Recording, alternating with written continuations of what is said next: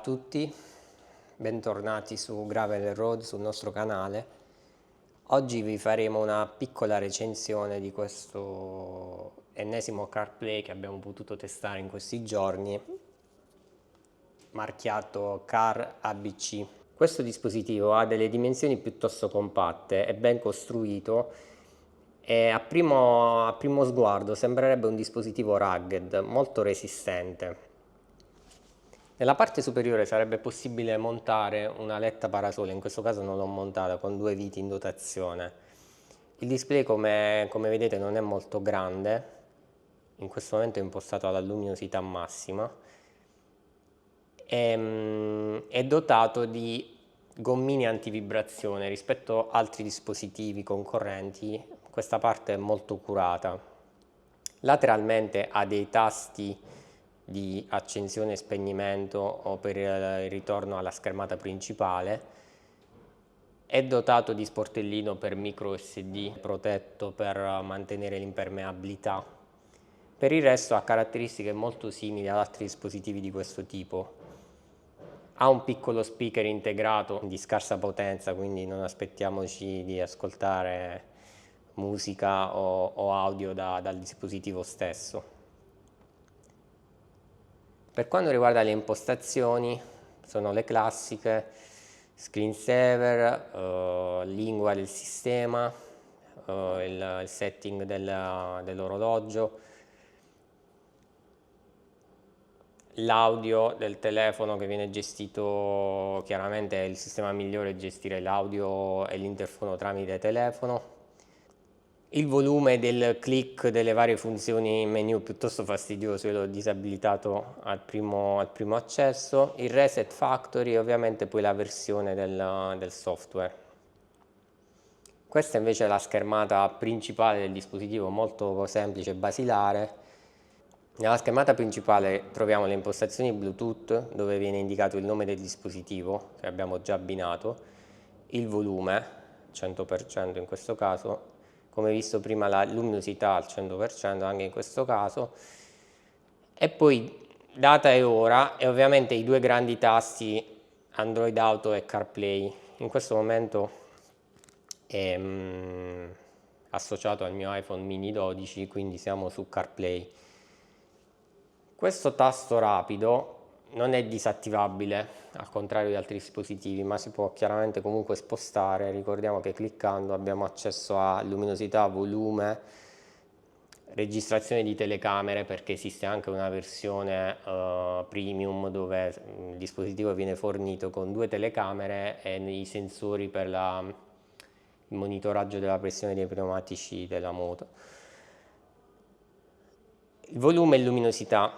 Come detto, questo menu non è disattivabile, quindi questo tastino rimane in sovraimpressione, però è sempre possibile, diciamo, spostarlo velocemente dove vogliamo. Per il resto abbiamo la classica schermata CarPlay con tutte le applicazioni compatibili. Che dire, il dispositivo è piuttosto reattivo, devo dire che se a un primo occhio appare come un device più semplice rispetto ad altri che abbiamo testato, comunque si è dimostrato reattivo, stabile, e questa sua forma rugged devo dire che sotto certi punti di vista ci è piaciuta, perché comunque ci dà proprio l'idea di resistenza. E non è affatto male, perché magari su moto che affrontano tutte le condizioni climatiche, tutte le varie situazioni, avere una scocca così resistente e anche questo sistema che assorbe le vibrazioni è sicuramente degno di nota. Volendo trovare un difetto a questo dispositivo, probabilmente la luminosità del display in condizioni di luce solare molto forte non è al pari di certi concorrenti, però nulla di tragico, perché comunque è sempre ben visibile. Di sera comunque poi si vede realmente bene, anche la definizione è piuttosto buona.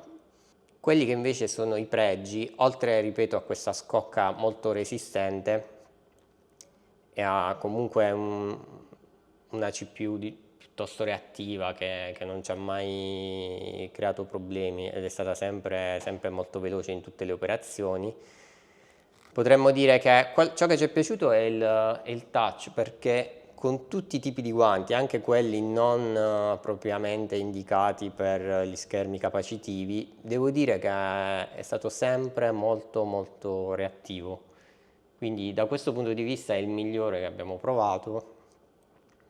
E possiamo dire che non è una qualità da poco, perché comunque in moto capita spesso di dover toccare il display e cambiare impostazioni e non sempre i guanti studiati per i display capacitivi alla fine riescono a far percepire il tocco.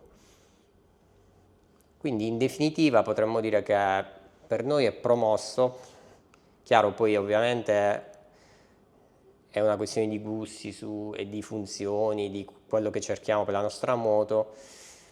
Probabilmente questo dispositivo lo monterò sulla CRF 300L, perché a mio parere per una moto piccola destinata al fuoristrada è molto indicato. Vi ricordo che per qualsiasi curiosità o dubbio potete comunque contattarci e scriverci nei commenti. Se non siete iscritti potete iscrivervi al canale, e soprattutto la recensione dettagliata sarà su Gravel Road nei prossimi giorni, con tutte le foto e tutti i dettagli tecnici e pregi e difetti di questo dispositivo. Un saluto a tutti e grazie mille per l'attenzione.